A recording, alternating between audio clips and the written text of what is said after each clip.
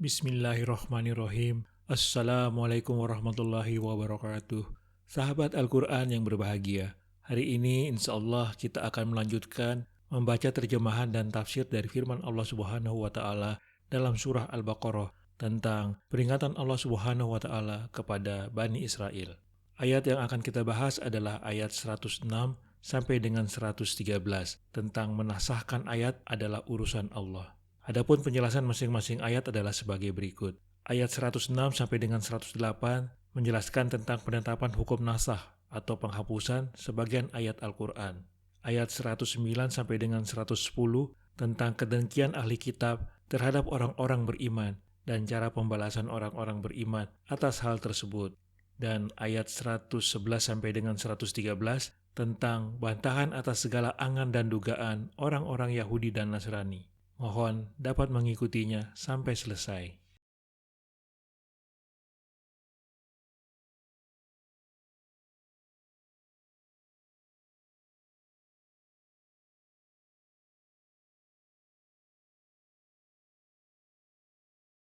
Ayat yang kami batalkan atau kami hilangkan dari ingatan, pasti kami ganti dengan yang lebih baik atau yang sebanding dengannya. Tidakkah kamu tahu bahwa Allah Maha Kuasa atas segala sesuatu?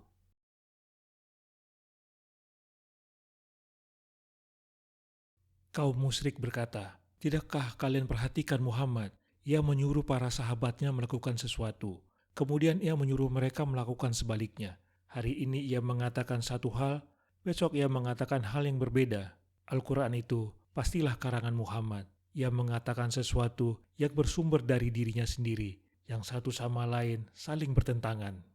Menjawab celaan mereka ini, Allah mengatakan bahwa ayat yang kami batalkan atau yang kami hilangkan dari ingatanmu, wahai Muhammad dan orang beriman, pasti kami ganti dengan yang lebih baik, lebih bermanfaat bagimu dengan mengangkat kesulitan darimu, atau dengan menambahkan pahala bagimu, atau yang sebanding dengannya.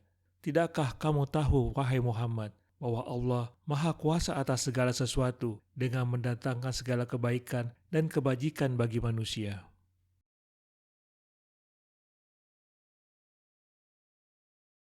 Mereka telah meminta kamu, wahai Muhammad, untuk memperlihatkan mukjizat kepada mereka, sebagaimana yang dibawa oleh Musa dan nabi-nabi Bani Israel. Cukuplah bagi kami untuk menguatkan kamu dengan Al-Quran. Sesungguhnya, apabila kami tidak memperkuat nabi yang datang terakhir dengan mukjizat yang dimiliki oleh nabi sebelumnya, atau apabila kami menjadikan manusia lupa terhadap peninggalan mukjizat ini, maka kami akan memberikan kepadanya mukjizat yang lebih baik dari itu, atau sebanding dengannya, dalam memperkuat kebenaran yang dibawanya. Sesungguhnya Allah Maha Kuasa atas segala sesuatu.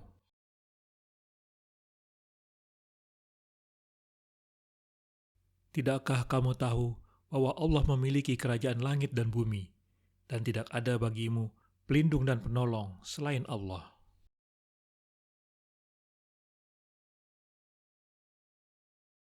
Tidakkah kamu tahu, wahai Muhammad, bahwa Allah memiliki kerajaan langit dan bumi yang menguasai dan bertindak untuk makhluknya, memutuskan hukum dan memerintah sesuai kehendaknya, dan tidak ada bagimu, wahai orang-orang kafir, pelindung yang dapat melindungi urusanmu dan penolong yang dapat menolongmu selain Allah. Menurut Ibnu Abbas, ayat ini turun terkait Abdullah bin Ubay dan kawan-kawannya yang meminta Rasulullah untuk mengubah Bukit Safa menjadi emas, meluaskan tanah Mekah, dan memancarkan air dari tanah. Mereka menyatakan bahwa jika Nabi berhasil mengabulkan permintaan-permintaan itu, maka mereka akan beriman kepada beliau.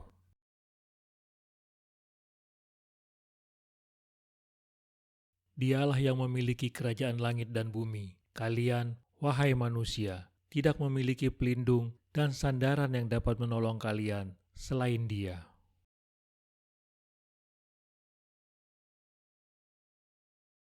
Ataukah kamu hendak meminta kepada Rasulmu, Muhammad, seperti halnya Musa pernah diminta Bani Israel dahulu? Barang siapa mengganti iman dengan kekafiran, maka sungguh dia telah tersesat dari jalan yang lurus.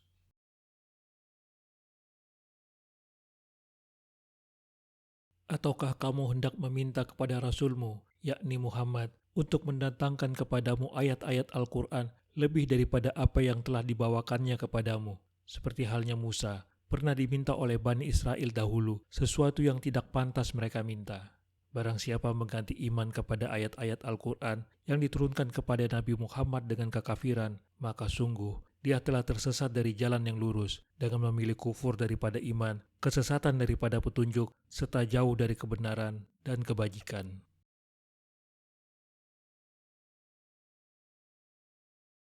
Mungkin dengan permintaan kalian tentang mukjizat yang tertentu ini, kalian bermaksud mengikuti Bani Israel yang hidup pada masa Nabi Musa. Mereka meminta mukjizat khusus. Sesungguhnya di belakang permintaan kalian ini tersembunyi sikap membangkang dan kecondongan pada kekufuran, seperti sikap yang terdapat pada permintaan Bani Israel kepada Rasul mereka. Barang siapa yang lebih mengutamakan pembangkangan dan kekufuran daripada keikhlasan terhadap kebenaran dan keimanan, maka ia telah menyimpang dari jalan yang benar dan lurus.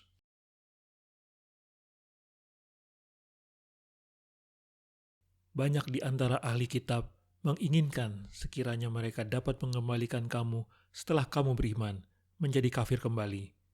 Karena rasa dengki dalam diri mereka, setelah kebenaran jelas bagi mereka, maka maafkanlah dan berlapang dadalah sampai Allah memberikan perintahnya. Sungguh Allah Maha Kuasa atas segala sesuatu.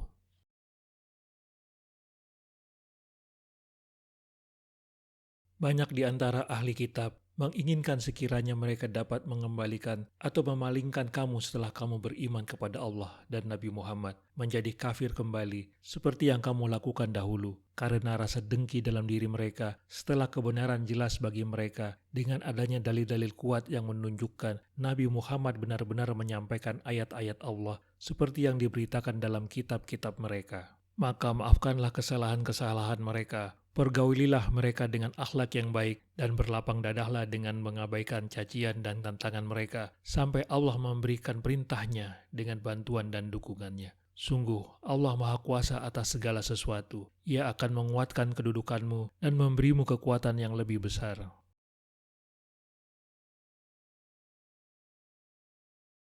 Di antara orang-orang Yahudi itu, banyak yang berharap untuk dapat mengembalikan kalian, orang-orang Muslim, kepada kekufuran setelah kalian berada dalam keimanan.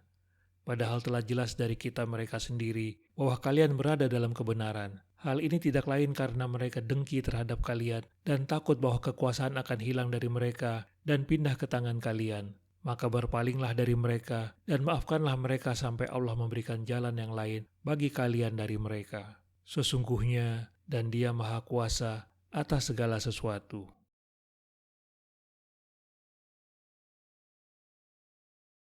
Dan laksanakanlah salat, dan tunaikanlah zakat, dan segala kebaikan yang kamu kerjakan untuk dirimu, kamu akan mendapatkannya pahala di sisi Allah. Sungguh, Allah Maha melihat apa yang kamu kerjakan.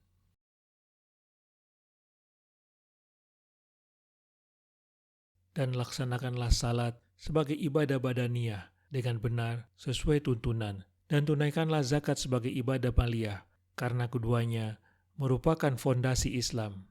Dan segala kebaikan yang kamu kerjakan untuk dirimu berupa salat, zakat, sedekah, atau amal-amal saleh lainnya, baik yang wajib maupun sunnah, kamu akan mendapatkannya berupa pahala di sisi Allah. Sungguh, Allah Maha melihat dan memberi balasan pahala di akhirat atas apa yang kamu kerjakan.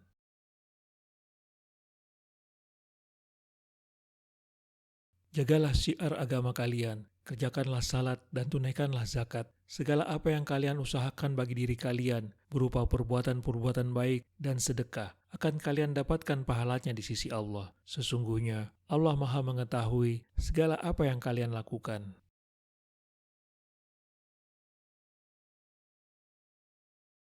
Dan mereka, Yahudi dan Nasrani berkata, tidak akan masuk surga kecuali orang Yahudi atau Nasrani.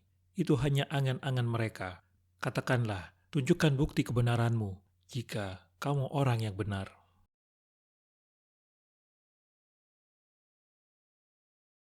Dan mereka, kaum Yahudi dan Nasrani berkata, tidak akan masuk surga kecuali orang Yahudi atau Nasrani. Itu hanya angan-angan dan mimpi-mimpi mereka. Katakanlah kepada mereka, wahai Muhammad, tunjukkanlah bukti kebenaranmu dengan alasan-alasan yang meyakinkan. Jika kamu orang yang benar dalam anggapanmu itu, ketahuilah kamu tidak akan pernah dapat menunjukkan bukti itu.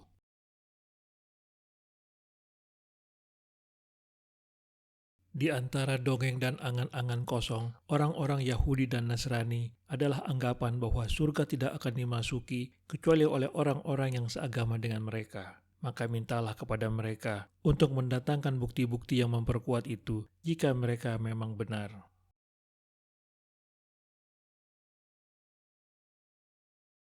Tidak, barang siapa menyerahkan diri sepenuhnya kepada Allah dan dia berbuat baik, dia mendapat pahala di sisi Tuhannya, dan tidak ada rasa takut pada mereka, dan mereka tidak bersedih hati.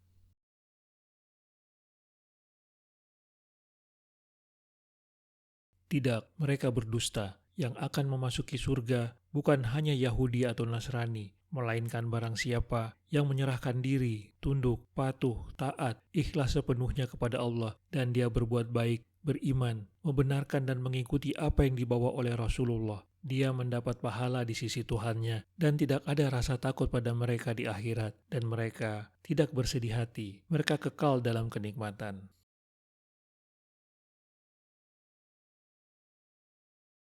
Mereka tidak akan mendapatkan bukti untuk itu. Yang benar adalah bahwa orang-orang yang akan menerima kenikmatan surga yang Allah simpan bagi mereka dan orang-orang yang diberi pahala pada hari kiamat serta dijaga dari ketakutan dan kesedihan adalah mereka yang menyembah Allah dengan ikhlas dan mengikuti kebenaran serta mengerjakan perbuatan yang baik.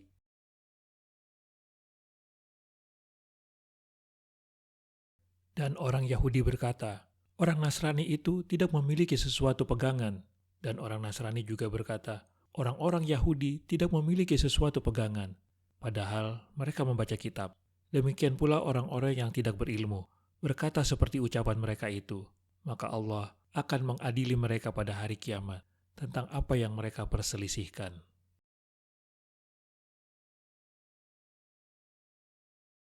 Dan orang Yahudi berkata, orang Nasrani itu tidak memiliki sesuatu, yakni pegangan berupa agama yang benar. Padahal Nabi Isa telah datang kepada mereka, lalu mereka mengingkarinya. Dan orang-orang Nasrani juga berkata, orang-orang Yahudi tidak memiliki sesuatu, yakni pegangan berupa agama yang benar. Padahal Nabi Musa telah datang kepada mereka, lalu mereka mengingkarinya. Padahal mereka membaca kitab, yakni Taurat bagi orang Yahudi dan Injil bagi orang Nasrani. Apa yang disebutkan dalam ayat ini merupakan isi perdebatan antara Yahudi dan Nasrani di hadapan Rasulullah.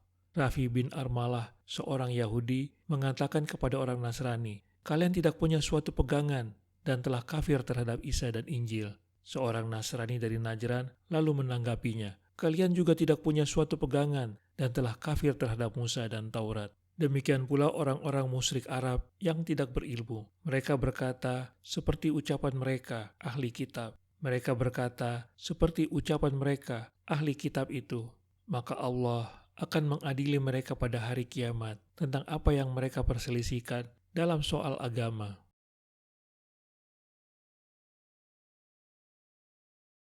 Sungguh aneh bahwa sebagaimana mereka memusuhi Islam, mereka juga saling bermusuhan satu sama lain. Orang Yahudi berkata, sesungguhnya orang-orang Nasrani sama sekali tidak berada dalam kebenaran.